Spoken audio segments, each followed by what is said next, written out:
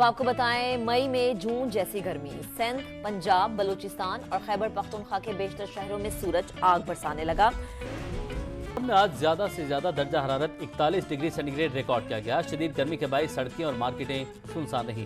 PDMA ने heat wave और तूफानी बारिशों का अलर्ट जारी कर दिया। उधर शहर कायद में गर्मी का जोर बरकरार है। गर्म हवाएं चलने से शहरी बेहाल और परेशान हैं। पानी बिजली की अदम दस्तयाबी, ऊपर से आग बरसाता सूरज, इंसानों के साथ साथ जानवर भी हुए परेशान। ऐसे में नार्थ कराची 4 के चौरंगी मधिया स्टॉप के नजदीक कार वॉश सर्विस स्टेशन बन गया बकरी की राहत का सामान। सर्विस से बकरा बन गया शायान निशान।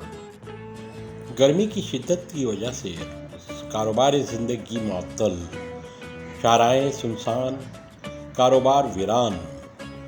सर्विस स्टेशन बन गया बकरे के लिए राहत का सामान। सर्विस स्टेशन के वर्करों ने की बड़ी चाहत से बकरे की सर्विस। बकरे के मालिक के साथ साथ बकरे को भी हुआ इत्मीनान। रिपोर्ट पेश कर रहे थे मोहम्मद अफजाल जमान खान।